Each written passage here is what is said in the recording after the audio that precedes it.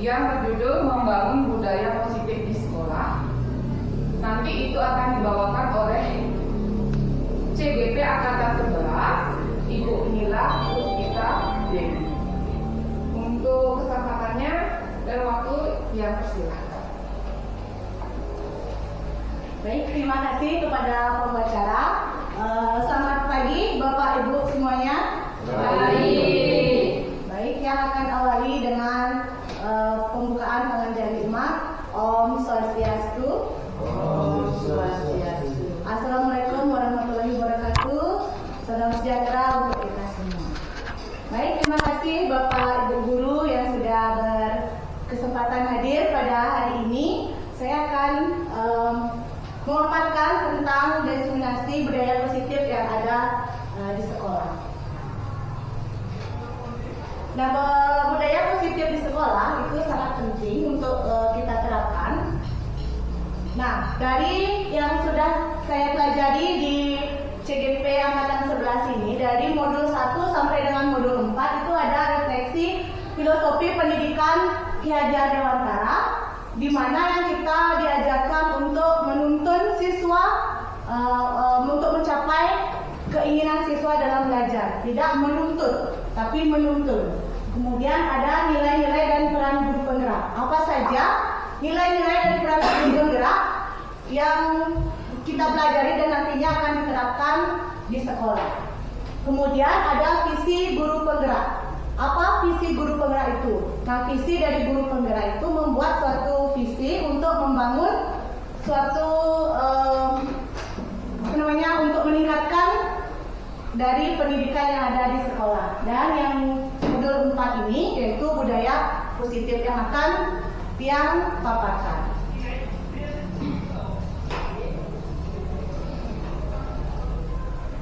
Nah, adapun konsep-konsep dan kunci dalam modul 1.4 ini yaitu tentang budaya positif. Yang pertama yaitu adalah perubahan paradigma belajar. Kemudian disiplin positif, nilai-nilai kebajikan, kebutuhan dasar manusia, motivasi perilaku manusia, posisi kontrol guru, keyakinan kelas, dan segitiga restitusi.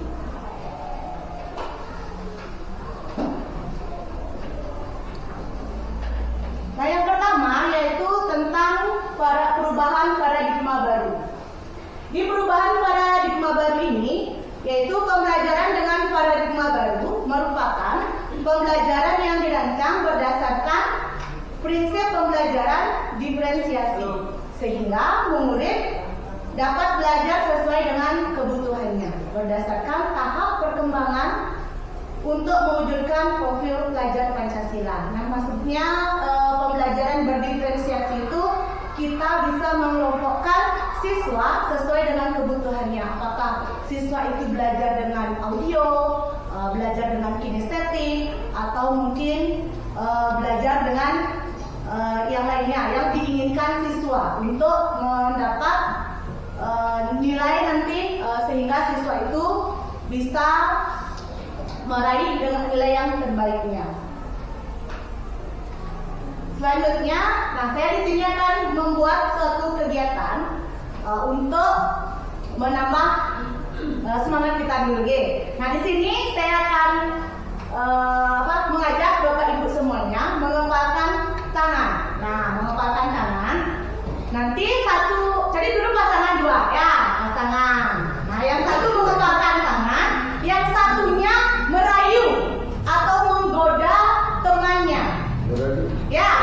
Nah, yang mengepalkan tangan ini di kepalanya itu memegang sesuatu yang benda yang sangat berharga. Nah, yang satunya lagi merayu supaya temannya ini mau untuk membuka kepalanya itu. Nah, bagaimana sekarang yang membawa kepalanya itu? Apakah dibuka atau tetap mempertahankan benda berharga yang dimilikinya? Nah, kalau seperti dia misalnya punya benda ini, dirayu oleh teman, dikasih uang, dikasih hadiah, saya tidak akan membuka kepalanya ini karena kepala yang saya pegang ini adalah benda yang begitu berharga yang saya miliki. Artinya kita tetap pada konsisten kita. Nah, sekarang kalau Bapak Ibu, sekarang bagaimana? Ayo silakan praktekkan. Yang satu merayu, yang satu memegang kepalanya benda berharga. Yang satu merayu, yang satu memegang benda berharganya. Ya silakan. Atau ayo saya kasih uang. Atau ayo buka nanti saya ajak jalan-jalan. Misalnya. Ayo Ibu Rayu, boleh begini Bu? Boleh.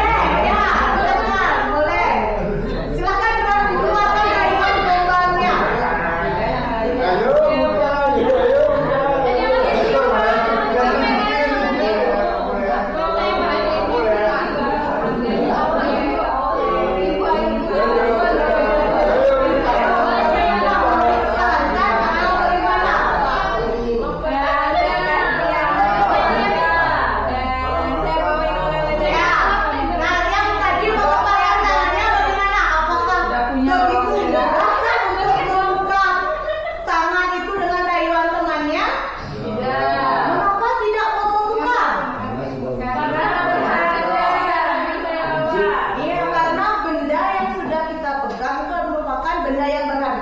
Berarti kita bisa menjaga prinsip kita, ya tidak goyah walaupun ada gangguan dari luar. Kemudian apa alasan menolaknya? Karena tadi sudah ya, barang berharga itu penting untuk diri kita. Baik, terima kasih Bapak Ibu, tepuk tangan untuk semuanya. Kita mempertahankan benda berharga milik kita. Nah, sekarang selanjutnya tentang miskonsepsi teori kontrol. Meneruskan. Nah, di sini menurut psikiater dari pendidikan Dr. William Glasser dalam kontrol teori yang kemudian hari berkembang dan dinamakan choice theory, meluruskan beberapa miskonsepsi tentang makna kontrol, yaitu ada ilusi mengontrol murid, kemudian ilusi bahwa semua perbuatan itu positif dan bermanfaat, ilusi bahwa orang dewasa berhak memaksa, ilusi bahwa kritik dan membuat rasa bersalah mampu menguatkan karakter murid. Nah, dalam mengubah paradigma stimulus respon ke pendekatan teori kontrol, yang pertama itu ada stimulus respon, yaitu realitas atau kebutuhan kita sama. Semua orang melihat hal yang sama, kemudian kita mencoba mengubah orang agar berpandangan sama dengan kita. Perilaku buruk dilihat sebagai suatu kesalahan. Orang lain bisa mengontrol saya, orang lain bisa mengontrol saya bisa mengontrol orang lain. Dan yang terakhir, pemaksaan ada pada saat rujukan gagal. Nah, itu stimulus respon. Kemudian pada teori kontrol, realitasnya kebutuhan kita berbeda. Ya, berarti di sini kan berbeda ya, tidak sama kebutuhan kita. Kemudian setiap orang memiliki gambaran berbeda. Kita berusaha memahami pandangan orang lain tentang dunia. Semua perilaku memiliki tujuan.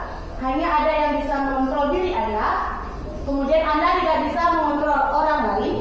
Dan kolaborasi dan konsensus menciptakan pilihan-pilihan baru. Nah, itu stimulus respon dan teori kontrol. Kita tidak bisa menyamakan yang satu dengan yang lainnya. Kemudian budaya positif. Apa itu budaya positif? Nah, budaya positif di sini adalah sebuah nilai kebajikan yang menjadi keyakinan dan pada akhirnya menjadi karakter atau ciri khas dari sebuah komunitas atau lembaga. Budaya positif dapat dijalankan dengan menerapkan konsep-konsep inti seperti disiplin positif, memahami motivasi perilaku manusia yang berkaitan dengan hukuman dan penghargaan, posisi kontrol seorang guru, pembuatan keyakinan sekolah atau kelas, dan penerapan segitiga restitusi dalam menyelesaikan masalah. Nah, itu tentang budaya positif. Nah, di sini disiplin positif. Nah, ketika mendengar kata disiplin, apa yang terbayang di benak Anda? Nah, apa yang terbayang di benak Anda? dengan kata disiplin? Mungkin ada yang bisa menjawab? Apa disiplin? Taat pada aturan. Taat pada aturan. Tidak boleh melanggar. Tidak boleh melanggar. Ya, disiplin. Berarti kita harus menaati suatu peraturan yang ada. Baik, saya akan jelaskan. Nah, makna kata disiplin. Disiplin berasal dari kata disiplina yang artinya belajar. Ya, kita harus tetap belajar. Ya, belajar disiplin itu banyak hal. Apakah waktu, kemudian tentang kegiatan. Nah, kita harus tetap belajar. Nah, disiplin mengacu pada disiplin diri yang memiliki tanggung jawab terhadap apa yang dilakukannya berdasarkan nilai-nilai yang diyakini. Nah, itu disiplin. Ya, kita harus meyakini nilai-nilai apa yang sudah kita miliki. Kemudian, disiplin positif merupakan salah satu cara penerapan disiplin tanpa adanya ancaman atau hukuman dan tanpa penghargaan atau reward yang bertujuan untuk menumbuhkan kesadaran dari dalam diri. Nah, disiplin ini kita tumbuhkan supaya anak-anak itu terbiasa melaksanakan suatu kegiatan tanpa adanya ancaman. Bagaimana caranya kita membiasakan disiplin kepada anak-anak supaya bisa dilaksanakan dengan senang hati untuk melakukan suatu kegiatan baik di sekolah, di rumah, atau di masyarakat. Nah, kemudian pengertian disiplin menurut KHD dan Diana Gorson, disiplin itu merupakan bentuk kontrol diri, yaitu belajar untuk mengontrol diri agar dapat mencapai mulia. Nah, sebagai pendidik, sekarang tugas kita adalah menciptakan anak-anak yang memiliki disiplin diri, sehingga mereka bisa berperilaku dengan mengacu pada nilai-nilai kebajikan universal dan memiliki motivasi intrinsik, bukan ekstrinsik. Kemudian teori motivasi, hukuman, penghargaan, dan restitusi. Nah, Diana Gorson menyatakan itu ada 3 motivasi perilaku manusia, yaitu yang pertama untuk menghindari ketidaknyamanan dan hukuman. Yang kedua, untuk mendapatkan imbalan atau penghargaan dari orang lain. Yang ketiga, untuk menjadi orang yang mereka inginkan dan menghargai diri sendiri dengan nilai-nilai yang mereka percaya. Nah, ini motivasi, hukuman, penghargaan, dan restitusi menurut dari Diana Gorson. Kemudian ada hukuman, konsekuensi, dan restitusi. Di hukuman ini, apa yang dimaksud dengan hukuman? Nah, itu bersifat satu arah dari pihak guru yang untuk murid hanya menerima suatu hukuman tanpa melalui suatu kesepakatan atau penghargaan dari pihak guru, baik sebelum atau sesudahnya. Hukuman yang diberikan bisa berupa fisik maupun psikis. Murid atau anak disakiti oleh suatu perbuatan atau kata-kata. Nah, itu hukuman. Biasanya kita memberi hukuman fisik kepada anak atau dengan kata-kata. Misalnya anak itu terlambat datang, pasti kita marah kan gitu ya. Oh, kenapa kamu? Seperti itu. Nah, itu sebenarnya tidak boleh karena bisa menyakiti hati anak tersebut. Kemudian konsekuensi ini adalah suatu yang bisa disepakati, yang sudah dibahas atau disetujui oleh murid dan guru. Umumnya bentuk-bentuk konsekuensi ini dibuat oleh pihak guru atau sekolah, dan murid sudah mengetahui apa konsekuensinya bila melakukan sesuatu kesalahan yang akan diterima bila ada pelanggaran. Nah, pada konsekuensi, murid tetap dibuat tidak nyaman untuk jangka waktu pendek. Kemudian yang terakhir itu restitusi. Restitusi merupakan proses kolaborasi yang mengajarkan murid untuk mencari solusi untuk masalah mereka dan membantu murid berpikir tentang seorang seperti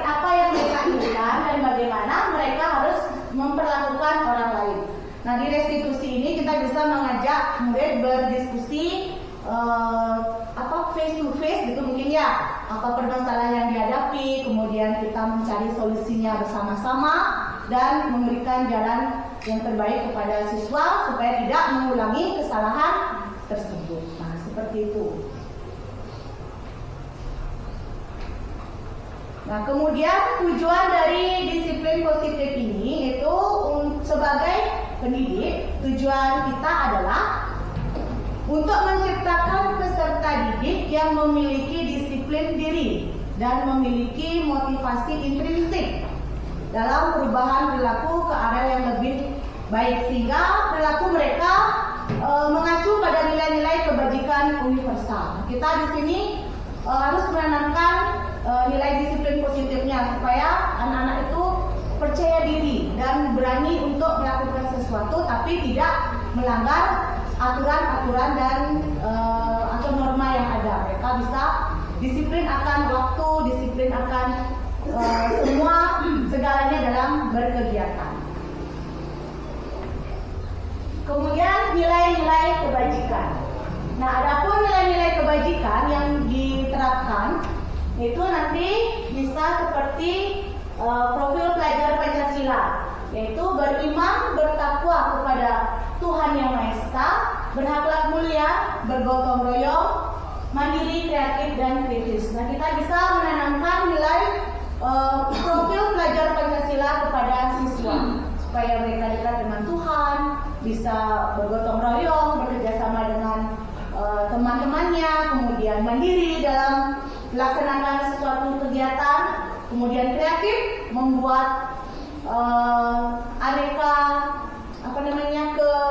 kerajinan, kemudian dapat berpikir kritis untuk menjawab soal-soal dan bisa mengembangkan ilmunya menggunakan teknologi, bisa sampai ke keluar ya untuk kemerdekaan globalnya. Kemudian ada EIBO Primary Years Program atau PYP, yaitu toleransi, rasa hormat, integritas, mandiri, menghargai, antusias, empati, keingintahuan, kreativitas, kerjasama, percaya diri, dan komitmen. Nah, ini nilai kebajikannya supaya anak-anak bisa menghargai teman-teman yang lainnya, mempunyai rasa kasih sayang, rasa empati kepada temannya, supaya anak-anak itu tidak lempas saling benci. Nah, itu tidak boleh. Itu kita bisa tanamkan nilai kebajikan toleransinya. Kemudian ada 9 pilar karakter Indonesia Heritage Foundation, yaitu ciptaan Tuhan dan segenap ciptaannya, kemandirian dan tanggung jawab, kejujuran atau amanah, diplomatis, hormat, dan santun. Nah, di sini kita bisa mengajarkan anak-anak untuk jujur, ya, jujur dalam segala hal, apakah itu dengan temannya, dengan guru, dengan orang tua, dengan saudara di rumah. Kita harus menanamkan kejujuran, bahwa kejujuran itu sangat penting untuk diri anak-anak dan untuk masa depannya. Kemudian nilai kebajikan selanjutnya yaitu ada petunjuk seumur hidup dan keterampilan hidup. Nah, di keterampilan hidup ini dapat dipercaya lurus, hati, petunjuk hidup, peduli, bekerja sama, usaha. Nah, mungkin di sini kita bisa menerapkan untuk membuat suatu kreativitas yang nantinya bisa meningkatkan keterampilan anak-anak untuk masa depannya. Kemudian the 7 essential virtues, yaitu empati, suara hati, kontrol diri, rasa hormat, kebaikan, toleransi, keadilan, integritas, dan mandiri. Yang terakhir ada First Project atau proyek nilai-nilai kebajikan, yaitu peduli, rajin, integritas, rasa hormat, kebersihan, kesantunan, keadilan, komitmen, toleransi, percaya, dermawan, keteraturan, bersyukur, dan ketegasan. Nah, itu nilai-nilai kebajikan yang bisa kita tanamkan kepada anak didik kita di sekolah, supaya mereka bisa memiliki nilai-nilai kebajikannya sendiri. Kemudian di profil pelajar Pancasila ini juga kita bisa memiliki nilai-nilai kebajikan yang diyakini dan disepakati bersama. Salah satunya kebajikan yang ingin dicapai oleh setiap anak Indonesia yang kita kenal dengan profil pelajar Pancasila. Ya, sudah yang sebutkan tadi, yaitu ada bertakwa kepada Tuhan Yang Maha Esa, kemudian berpikir global, bernalar kritis, mandiri, dan gotong royongnya. Itu supaya bisa diterapkan kepada anak-anak. Baik Bapak Ibu, itu tadi pemaparan saya tentang budaya positif di sekolah. Nah, untuk selanjutnya ada pertanyaan Bapak Ibu? Silakan yang bertanya. Ya, silakan Bu Putu. Terima kasih untuk waktunya. Sedikit yang tanyakan di sini untuk pemaparan Ibu tadi tentang budaya positif di sekolah itu sudah bagus sekali dan sudah bisa, mungkin teman-teman juga sudah bisa menerima dengan baik apa yang harus kita lakukan sebagai pendidik di sekolah. Sedikit yang tanyakan di sini, yang masih mudanya di hati dia itu bagaimana sih cara kita sebagai pendidik untuk menerapkan budaya positif di sekolah supaya nanti peserta didik atau murid itu sendiri bisa menerima dengan baik. Terima kasih. Baik, terima kasih atas pertanyaannya Bu Putu, pertanyaan yang sangat bagus. Mungkin untuk kedepannya penerapan budaya positif yang dilakukan di sekolah kita ini itu dengan menerapkan 5S ya, yaitu salam, senyum, sapa, sopan, santun. Itu yang perlu kita terapkan karena dari situlah kita bisa membiasakan anak-anak untuk melakukan suatu kebiasaan. Jadi pertama kita bertemu mengucapkan senyum, salam, sapa kepada guru dan juga teman-temannya. Itu kita akan mengadakan itu setiap hari pembiasaannya supaya anak didik terbiasa. Dan untuk menerapkan disiplin positif sesuai dengan profil pelajar Pancasila, berketakwaan kepada Tuhan Yang Maha Esa, mungkin pagi sebelum memulai pelajaran atau siangnya setelah selesai pembelajaran kita mengadakan sembahyang bersama untuk mendekatkan diri kepada Tuhan Yang Maha Esa. Serta nanti untuk kita berikan tugas-tugas kepada murid supaya bisa mandiri serta berpikir kritis. Kita memberikan soal anak-anak supaya bisa menggali informasi lagi, memberikan pelatihan tentang teknologi supaya anak-anak bisa mengenal dengan dunia luar, untuk kegiatan-kegiatan yang lainnya yang sesuai dengan budaya positif yang ada di sekolah kita.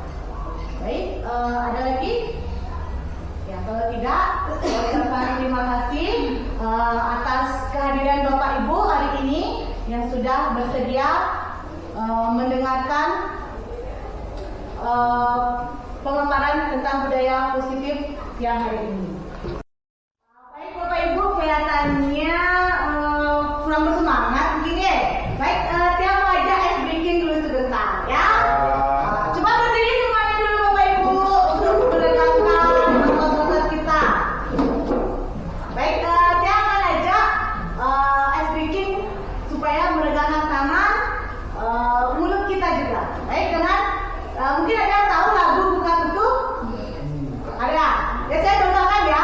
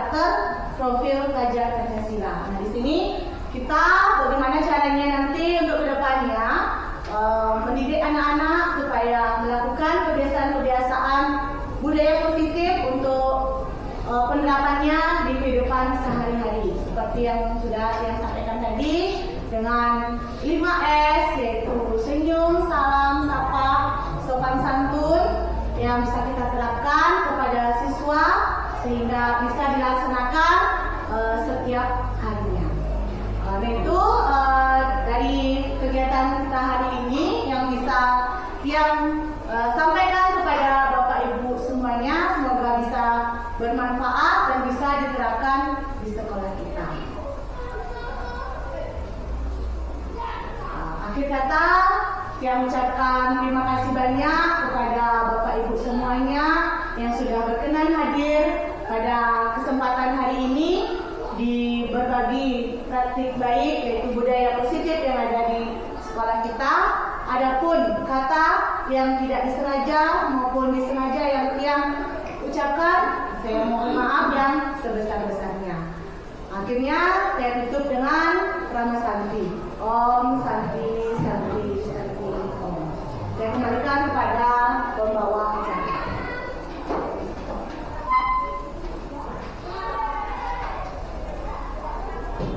Baik, Bapak dan Ibu, begitu banyak ilmu yang sudah kita dapatkan hari ini mengenai budaya positif. Terima kasih kami ucapkan kepada Ibu Nila atas ilmu yang diberikan mengenai melalui diseminasi hari ini. Semoga dapat merubah kita secara pribadi dan sekolah kita yang tercinta ini menjadi yang lebih baik lagi ke depannya dalam disiplin. Akhir kata, saya tutup kegiatan diseminasi hari ini dengan Rama Santi. Om Santi Santi Santi Om. Assalamualaikum warahmatullahi wabarakatuh.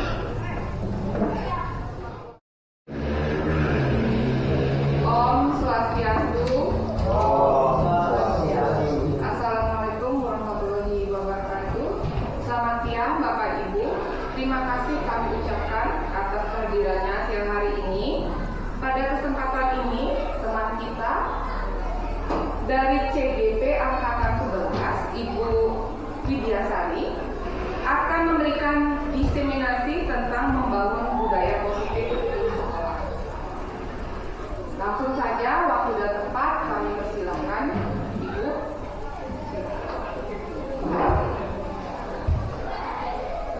Om Swastiastu. Selamat siang, Ibu Bapak Guru yang Tiang hormati semuanya. Perkenalkan, nama Tiang Liwayan Widyasari, CGP Angkatan 11 Kabupaten Tabanan. Dengan Bapak Fasilitator I Gusti Murad Sumiate dan Bapak PP Inyoman Agus Triwijaya. Terima kasih pada kesempatan kali ini. Saya ingin mengemukakan tentang diseminasi modul 1.4, yaitu tentang budaya positif yang ada di sekolah kita ini terutama ya. Dan sekarang saya akan bawakan budaya positif tentang kebutuhan dasar manusia. Nah, dalam kebutuhan dasar manusia, segala sesuatu yang kita lakukan untuk mendapatkan apa yang kita inginkan, ya, itu yang dimaksud dengan kebutuhan dasar manusia. Jadi, seluruh tindakan yang kita lakukan memiliki tujuan. Ya, kita di sekolah ini, apapun yang kita lakukan, semua memiliki tujuan. Dan semua usaha yang terbaik kita lakukan adalah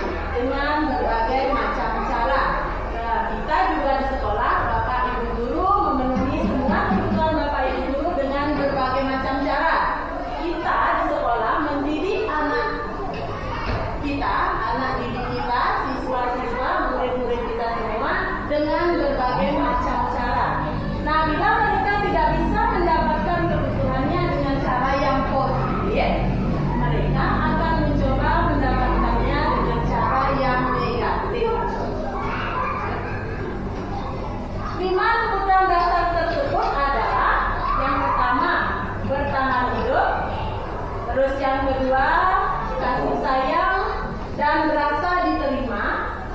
Yang ketiga, penguasaan. Yang keempat, kebebasan. Dan yang kelima adalah kesenangan. Nah, saya akan perumpamakan di sini dengan Dimas ya ceritanya. Tahun ini Dimas kena berusia 17 tahun. Ia senang sekali ketika ayahnya mulai mengajarkan cara menyetir mobil. Setiap akhir pekan, ia berlatih menyetir. Ia terlihat senang sekali berlatih sampai akhirnya ia bisa menyetir mobil dengan baik dan lancar. Ketika ibunya bertanya pada Dimas, apa yang membuat dia ingin menyetir mobil? Ketika jawaban Dimas adalah seperti ini, nah, kebutuhan apa yang ingin dia penuhi? Nah, ini saya bagikan cerita ya untuk Bapak Ibu pikirkan bersama. Kira-kira kebutuhan dasar apa yang Dimas perlukan? Atau kebutuhan dasar apa yang Dimas dapatkan dari hasil Dimas bisa menyetir mobil dengan ayahnya? Nah, sebelum lanjut, boleh kita ice breaking sebentar? Boleh, ya.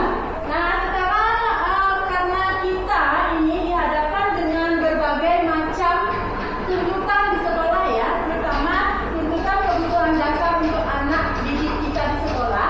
Mari kita lakukan yang terbaik di sekolah ya, dengan ice breaking the best. Ya, anggap kita ini sudah melakukan yang terbaik dan sekarang anak didik kita yang menirukan juga yang the best kita lakukan. Ya, ikuti seperti saya, boleh ya? Ya. Ini semuanya. Nah, di sini saya berikan tepuk the best ya, seperti ini. Tepuk the best. I am the best. You are the best. We are the best. The best, the best, yes. Bisa seperti itu? Bisa. Lakukan yang semangat ya Bapak Ibu. Ya. Ya, 1, 2, mulai. I am the best. You are the best. We are the best. The best, yes. Bapak Ibu. Terima kasih. Apakah sudah sedikit merasa terbuka? Ya. Terima kasih sudah melakukan yang terbaik untuk siswa-siswi kita, terutama ya. Nah, kebutuhan dasar tadi saya lanjutkan ya. Kebutuhan dasar manusia tadi yang didapat Dimas dari hasil menyetir mobilnya hingga dia bisa menyetir mobil dengan baik. Kira-kira kebutuhan dasar apa yang terpenuhi dari kelima kebutuhan dasar yang saya jelaskan? Penguasaan. Penguasaan, bagus sekali ya. Aku merasa bangga dan keren, kata Dimas, ya kan? Nah, sekarang karena dia merasa sudah menguasai bisa menyetir mobil dengan baik, jadi Dimas sudah merasa menguasai menyetir mobilnya dengan baik. Itu jadi kebutuhan dasar penguasaan yang dia dapatkan, yang dia penuhi. Ya, bisa lanjut. Nah, juga aku senang bisa pergi ke tempat-tempat yang aku suka, kata Dimas ya. Nah, di sini kebutuhan dasar yang terpenuhi adalah kebutuhan dasar kebebasan. Bagus sekali, terima kasih. Silakan dilanjut. Nah, sekarang ada motivasi perilaku manusia. Ya, dalam diseminasi kali ini saya juga akan menjelaskan motivasi perilaku manusia, yaitu untuk menghindari ketidaknyamanan atau hukuman. Nah, setiap perilaku yang dilakukan oleh murid-murid kita di sekolah, mereka ada beraneka ragam motivasi yang ingin mereka capai. Ya, yang pertama adalah untuk menghindari ketidaknyamanan atau hukuman. Yang kedua, untuk mendapatkan imbalan. Nah, Nah, di sini ini tergolong motivasi ekstrinsik, ya. Ada juga motivasi yang ketiga, yaitu inginkan dan menghargai diri sendiri dengan nilai-nilai yang mereka percaya. Ini termasuk motivasi intrinsik. Konsep-konsep disiplin dengan identitas gagal. Ya, konsekuensi ada restitusi. Yang pertama konsekuensi, yang kedua adalah restitusi. Konsekuensi di mana bersifat tidak terencana atau tiba-tiba dan satu arah. Ya, juga bisa berupa fisik maupun psikis.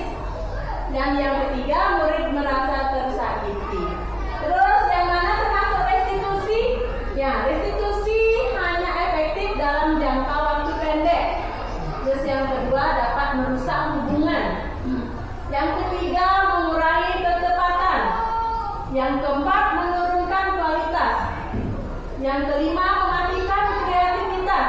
Yang keenam, menghukum. Nah, itu konsep-konsep disiplin dengan identitas yang gagal. Sekarang konsep-konsep disiplin dengan identitas yang sukses. Di sini saya paparkan yang mana konsep-konsep dengan identitas sukses dalam konsekuensi. Yang pertama adalah penguatan jangka pendek, perlu monitoring berkelanjutan, stimulus respon, murid menghormati peraturan, kehilangan waktu untuk merenungi kesalahan. Ya, terus restitusi. Murid bertanggung jawab untuk perilakunya. Fokus pada pemecahan masalah jangka panjang. Terus murid menghormati dirinya dan orang lain. Memegang kontrol murid, bersemangat memperbaiki kesalahan. Ya. Nah, di sini ada 5 posisi kontrol restitusi. Yang pertama, posisi kontrol sebagai teman. Terus yang kedua, posisi kontrol sebagai pemantau. Yang ketiga, posisi kontrol sebagai manajer. Yang keempat, posisi kontrol sebagai hukuman. Yang kelima, posisi kontrol membuat rasa bersalah. Yang mana nanti yang efektif kita terapkan kepada murid-murid kita. Yang pertama, saya jelaskan posisi membuat rasa bersalah.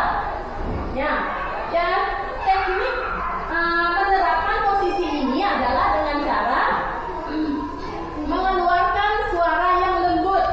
Ya, pada saat murid kita melakukan kesalahan, kita sebagai guru mengeluarkan suara yang lembut, suara yang tenang, namun kata-katanya menyalahkan si murid. Nah, itu yang kita lakukan kalau supaya membuat posisi murid itu merasa bersalah. Menyatakan bahwa kesalahan ada pada murid dengan membuat seolah-olah guru merasa menderita. Nah, otomatis nanti si anak merasa dirinya, oh, saya ternyata melakukan kesalahan. Ya. Nah, dampaknya nanti kepada murid merasa bersalah. Ya, identitas gagal. Ya, oh, apa yang sudah saya lakukan ternyata salah. Ya. Dan yang kedua, merasa rendah diri dan menarik diri dari lingkungan. Nah, ini hanya bersifat sementara. Lanjut. Sekarang posisi kontrol sebagai teman. Nah, di sini setiap kali siswa melakukan kesalahan, kita bisa mengambil posisi kontrol sebagai teman dengan cara suara guru akan ramah. Ya, misalkan ya, dengan cara suara kita ramah, cenderung bersenda gurau. Ya, ajak anak-anak, ajak siswanya untuk bersenda gurau, untuk menghangatkan suasana tentunya.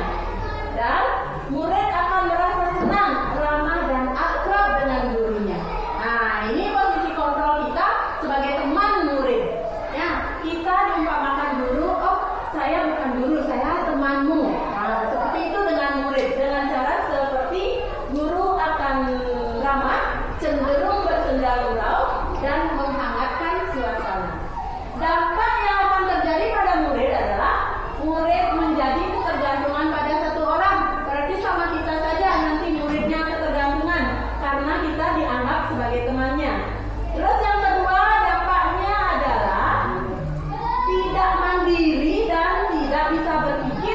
dirinya sendiri. Karena setiap kesalahan yang mereka lakukan, oh saya akan mengadu kepada teman saya. Kita ini dianggap temannya. Terus yang ketiga, murid hanya berperilaku baik kepada orang-orang tertentu saja. Ya. Terus posisi kontrol yang ketiga yaitu sebagai pemantau atau monitor. Kita di sini diibaratkan sebagai pemantau mereka, pemantau murid-murid tadi. Dengan cara bersuara datar. Suara kita jangan tegang kalau muridnya melakukan kesalahan. Datar suara kita dan tidak emosional. Artinya kita tidak marah-marah setiap kali mereka melakukan pelanggaran ataupun kesalahan. Terus tidak bersenda gurau. Artinya kita serius, suara kita datar dan tidak ada senda gurau, tidak ada humor di sana. Humor ataupun menggunakan suara bernada tinggi. Ya, di sini suara tadi sudah datar dan tidak suara tinggi. Terus tercipta identitas diri positif atau berhasil guru mengarahkan murid berdasarkan peraturan dan konsekuensi. Kita sudah ada peraturan di sekolah, konsekuensinya apa? Sudah ada di sekolah. Nah, kita berbicara berdasarkan peraturan-peraturan itu dan suara kita datar. Nah, nanti dampak yang akan terjadi adalah murid akan menghitung konsekuensi dan hadiah. Oh, saya melakukan pelanggaran ini. Oh, ternyata konsekuensi ini yang saya akan dapatkan. Oh, dan hadiah ini yang akan saya dapatkan. Murid akan berpikir otomatis seperti itu. Tanpa memahami sepenuhnya nilai kebaikan yang dituju. Dan murid tidak sepenuhnya mandiri. Itu dampaknya akan terjadi ya. Murid tidak akan sepenuhnya merasa mandiri. Ya. Yang keempat adalah posisi kontrol sebagai penghukum. Nah, bagaimana seorang guru menjadi penghukum, mengambil posisi dirinya sebagai penghukum, ya, penghukum kepada murid-muridnya setiap kali muridnya melakukan kesalahan. Ya, nah, posisi di sini guru akan melakukan menghardik. Ya, apa kamu ini? Nah, misalkan seperti itu menghardik, menunjuk-nunjuk, ya, menunjuk-nunjuk dengan telunjuk seperti ini, terus berkaca pinggang, ada ya model seperti itu, terus membentak dan menghukum verbal maupun fisik. Verbal di sini artinya mengeluarkan kata-kata yang tidak sepantasnya seorang guru keluarkan karena saking emosinya. Si guru akhirnya menghukum si murid, ya, karena emosinya. Kemudian pukulan fisik seperti contohnya apa kira-kira? Memukul, mencubit, ya, menampar apalagi ya. Nah, ini posisi penghukum yang sepatutnya kita hindari ya. Dan dampak yang akan terjadi pada murid adalah murid menjadi pendendam. Kita akan didendam sama murid kita sendiri. Tidak menyukai guru. Kalau sudah muridnya tidak menyukai guru, bagaimana muridnya akan menyukai pelajaran yang kita berikan? Atau pelajaran yang diambil? Pelajaran tidak akan terserap dengan maksimal oleh siswa itu sendiri. Nah, ini posisi kontrol yang terakhir. Posisi kita sebagai manajer. Nah, manajer di sini tidak hanya operasional hotel, operasional perusahaan apapun ya, ada manajer. Kita juga bisa mengambil posisi kontrol sebagai manajer. Nah, contoh tindakan seorang guru mengambil posisi ini adalah posisi yang disarankan untuk membimbing murid. Nah, posisi inilah yang paling disarankan untuk membimbing siswa-siswa kita ya. Nah, bukan lagi kita menuntut, tetapi menuntun dan membimbing. Memiliki sikap yang disiplin, memiliki sikap disiplin yang positif, yaitu memiliki sikap yang mandiri, bertanggung jawab dan dapat memecahkan masalah. Jadi setiap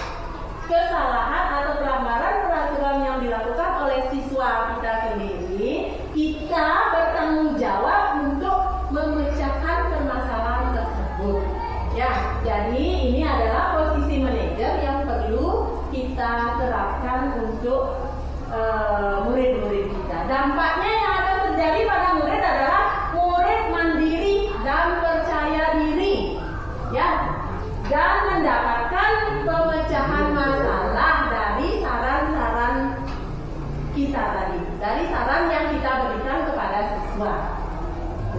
Ya, lanjut. Sekarang saya akan membahas tentang keyakinan kelas. Ya, keyakinan kelas yang sudah kita bentuk di masing-masing kelas. Ya, langkah-langkah pembentukannya yaitu, ya tentunya Bapak Ibu sudah membuat keyakinan kelas ya. Nah, langkah-langkahnya ini berdiskusi memunculkan peraturan-peraturan yang perlu ditaati warga kelas. Itu kalau keyakinan kelas khusus untuk dicermati satu kelas ya. Nah, kira-kira digali-gali dulu kira-kira peraturan apa yang perlu kita terapkan di kelas ini atau ditaati di kelas ini. Terus yang kedua, apa ya? Mengubah peraturan-peraturan menjadi kalimat yang positif. Nah, kalimat positif yang di sini maksudkan adalah di setiap kalimat tidak ada kata tidak. Ya, contohnya tidak datang terlambat. Nah, itu salah ya. Gunakan kalimat positif. Jadi berubah dia. Kira-kira ada yang tahu Bapak Ibu? Tidak datang terlambat menjadi bagaimana? Datang tepat waktu. Ya, datang tepat waktu. Pinter ya Ibu Latri. Tepuk tangan Ibu Latri. Ada lagi yang bisa membuat kalimat positif kira-kira? Misalkan tidak ke belakang sering kali, tidak ke belakang berulang-ulang kali. Bagaimana kira-kira kalimat positifnya? Tidak permisi berulang-ulang kali. Bagaimana kira-kira kalimat positifnya?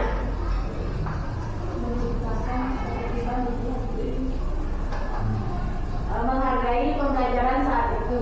Menghargai pembelajaran saat itu. Boleh. Menghargai pembelajaran saat itu. Yang penting tidak ada kata tidak ya. Di keyakinan kelas itu tidak ada kata tidak. Ya, bagus sekali. Terima kasih. Boleh kasih wow? Wow. Bukan begitu. Wait. Oh. Wait. Wow. Begitu. Boleh semuanya begitu? Boleh. 1, 2, 3. Bersedia W. Bersedia O. Bersedia W.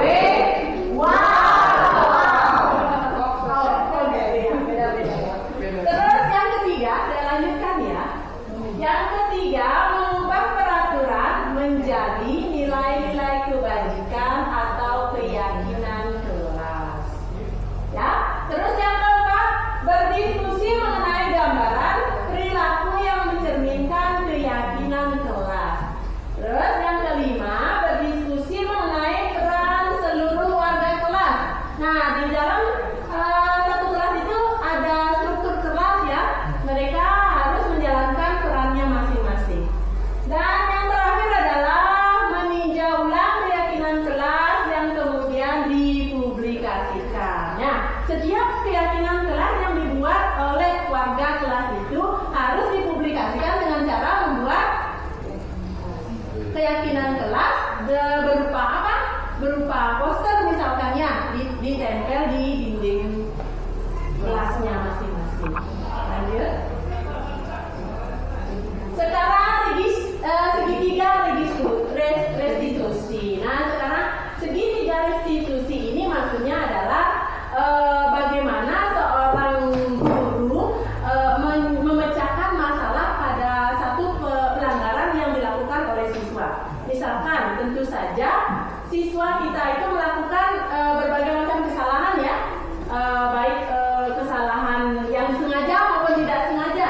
Nah, di sini tugas seorang guru, peran kita seorang guru adalah melakukan segitiga restitusi agar permasalahan itu bisa terpecahkan dengan baik ya. Solusinya dengan cara yang pertama adalah menstabilkan identitas. Ya, misalkan satu siswa bermasalah dengan siswa lainnya. Di sini akan kita pertemukan kedua belah pihak ya, antara murid dengan guru. Yang pertama dilakukan adalah menstabilkan identitas. Oh, permasalahannya apa tadi?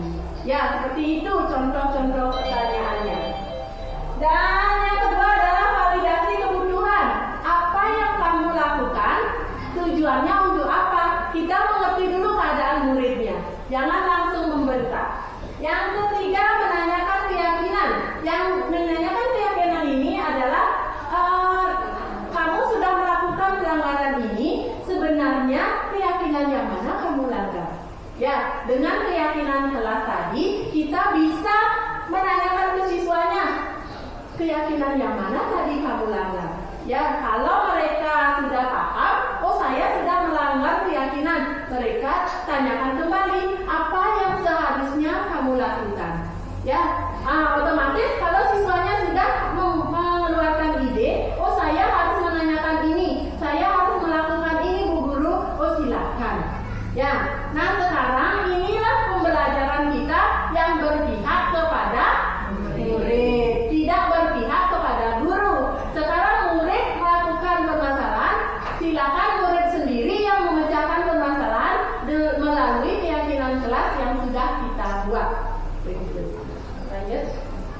Nah, ini sesi pertanyaan Bapak Ibu. Apakah dari penjelasan saya tadi tentang segitiga restitusi, mungkin ada pertanyaan dari Bapak Ibu yang masih mengganjal di hati? Silakan. Saya akan jawab sebisanya, atau saya minta nanti bantuan dari siapa yang bisa menjawab.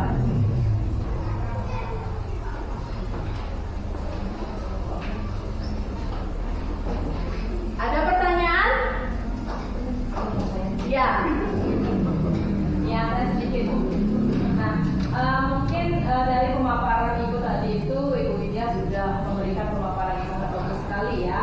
Dan juga teman-teman sudah menyaksikan bagaimana Ibunya memberikan pemaparan tentang budaya positif, segitiga restitusi, kemudian 5 posisi kontrol yang kita sebagai pendidik di sekolah kita terapkan. Nah, sedikit yang saya tanyakan Ibu, bagaimana cara kita seorang pendidik menerapkan segitiga restitusi yang baik kepada siswa, sehingga siswa itu bisa, memang saya ini dalam posisi ini saya salah, dan saya sudah melanggar kesepakatan atau keyakinan kelas yang sudah saya susun bersama wali kelas atau Bapak Ibu guru yang lainnya. Itu Ibu. Ya, terima kasih. Tepuk tangan untuk pertanyaannya. Terima kasih Bu Putu. Nah, sedikit tadi saya ulang ya pertanyaannya. Bagaimana caranya menyelesaikan permasalahan yang dihadapi oleh siswa itu, yang dilanggar oleh siswa itu? Ya, yang dilanggar ya. Nah, sekarang dalam segitiga restitusi ini, kembali lagi ke segitiga restitusi, yang pertama kita lakukan adalah menstabilkan identitas.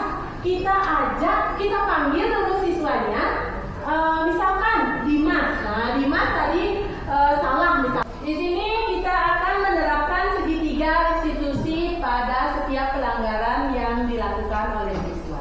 Ya, ada lagi pertanyaan? Sudah cukup semuanya? Iya, baik. Sekarang saya ambil kesimpulan ya dari pembelajaran kita hari ini. Saya berikan referensi untuk Bapak Ibu.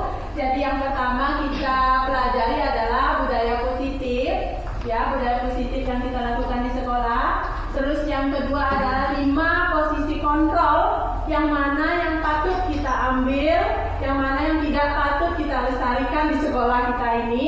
Terus yang ketiga adalah segitiga restitusi. Ya, setiap pelanggaran yang dilakukan siswa kita boleh ya, tidak berkewajiban, tetapi boleh melakukannya dengan cara segitiga restitusi yang tadi sudah saya paparkan.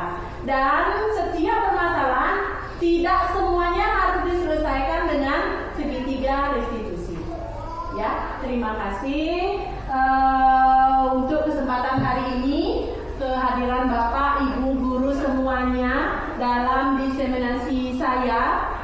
Akhir kata saya ucapkan terima kasih dan Paramo Santi. Om Santi, Santi, Santi, Om.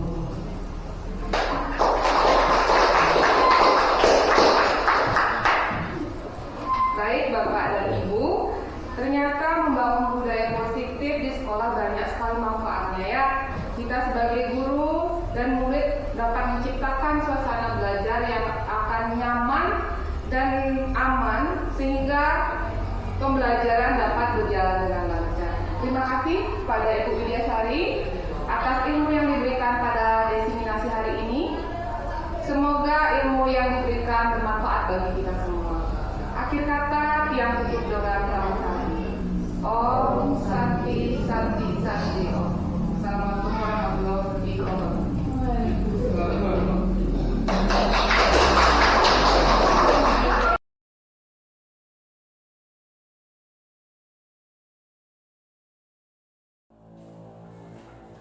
Om Swastiastu. Om Swastiastu. Selamat pagi anak-anak. Pagi, pagi, pagi. Luar biasa. Iya, wah harus pagi-pagi yang semangat ya. Nah, sebelum kita melanjutkan pembelajaran, Ibu mau mengajak anak-anak untuk membuat keyakinan kelas ya. Nah, keyakinan kelas kita buat tujuannya untuk supaya anak-anak mempunyai rasa tanggung jawab terhadap kelas di sini ya. Nah, nanti keyakinan kelas yang sudah kita buat nanti harus ditaati ya. Nah, adapun nanti keyakinan kelas yang sudah kita sepakati bersama, anak-anak harus bisa menjalankannya. Nah sekarang Ibu mau kasih anak-anak kertas. Nah, sekarang silahkan tuliskan keyakinan kelas atau apa yang ingin anak-anak sepakati bersama dengan teman-temannya. Ya, di sini Ibu kasihkan kertas, silakan tulis. Ya, tulis yang ingin anak-anak sepakati bersama dengan teman-temannya. Setelah itu nanti tempel di depan ya.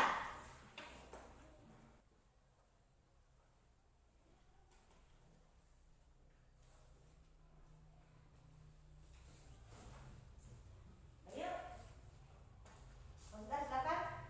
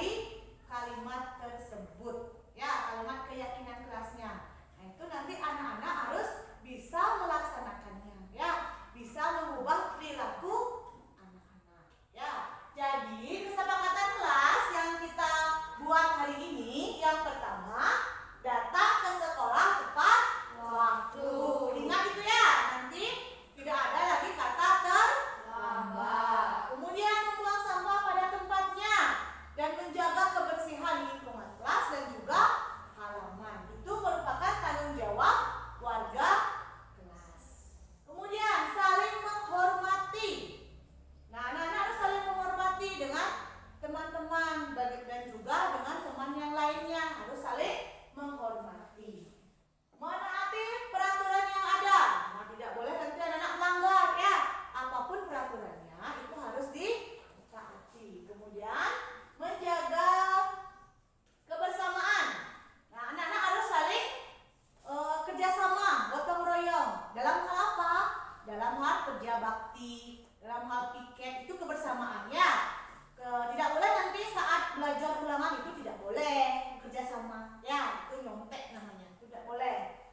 Kemudian fokus dalam belajar. Nah, saat belajar ada guru yang menjelaskan di depan, anak-anak tidak boleh lain-lain, tidak boleh ribut, tidak boleh nanti bermain-main di dalam kelas. Fokus dengarkan guru yang menjelaskan.